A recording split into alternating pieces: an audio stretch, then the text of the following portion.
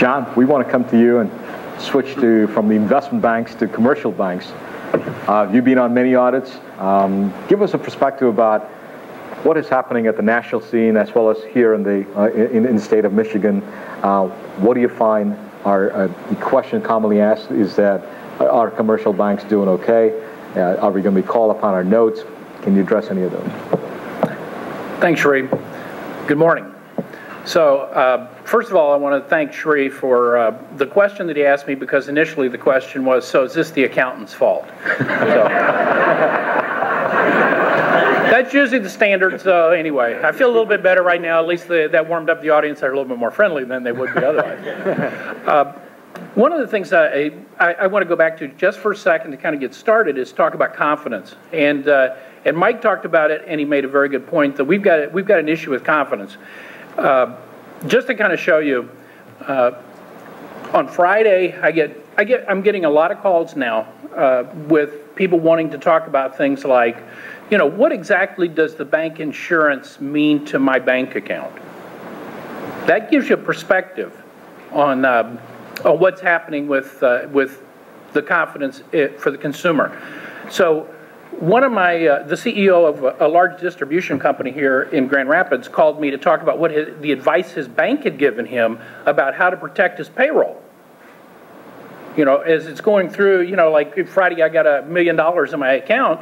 Is that a problem? And they're explaining to him how the charters work, and so that he can set up accounts throughout their bank system in order to protect his payroll and move money through. I mean,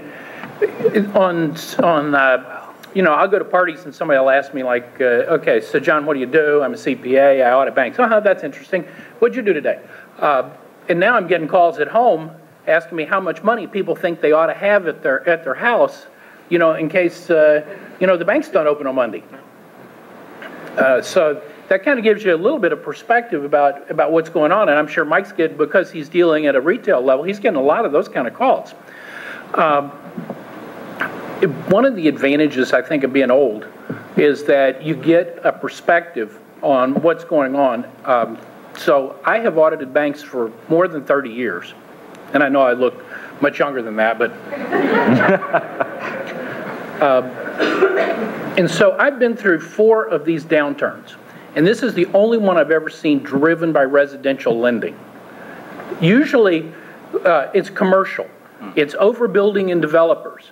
That is where we get hit, and that's not what's happened this time. I mean, the banking community will tell you this is strictly a Wall Street sort of created scenario, and I don't know that that's true. I think that the banks, have a certain responsibility here too, but one of the things about having done this a number of times is I get a perspective, and a number of people have talked to me about, like, okay, so how does this compare to what you saw in the S&L crisis 20 years ago?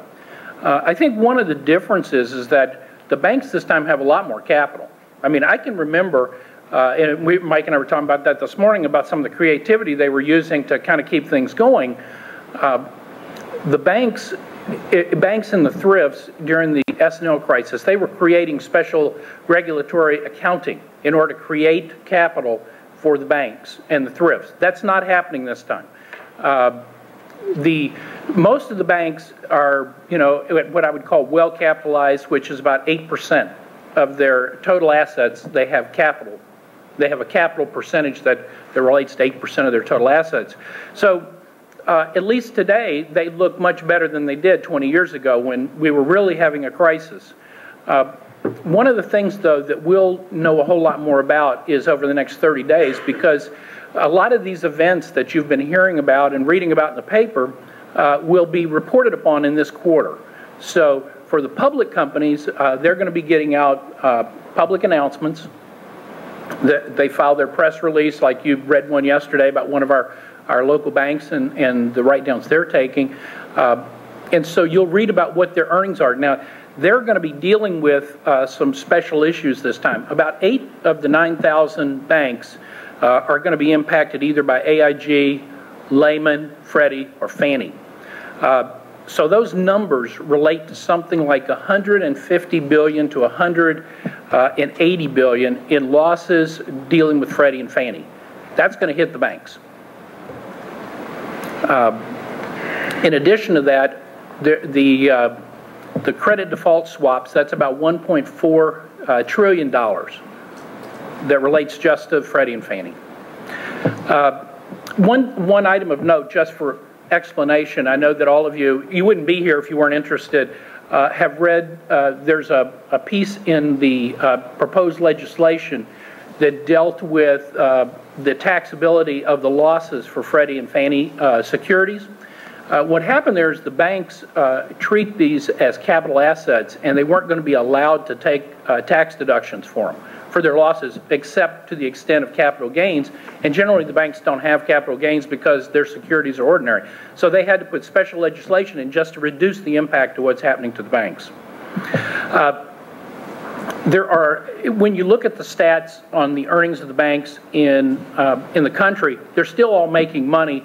In the worst two areas are the Atlanta district and the Chicago district. Michigan's included in the Chicago district. But when you look at those numbers, the Atlanta district at the end of June was still returning almost was at 0.44 return on assets, and that's how they measure. That's one of the yardsticks of how you measure earnings. That's way below what you would want. You'd usually want about 1% or better, but they're still making money.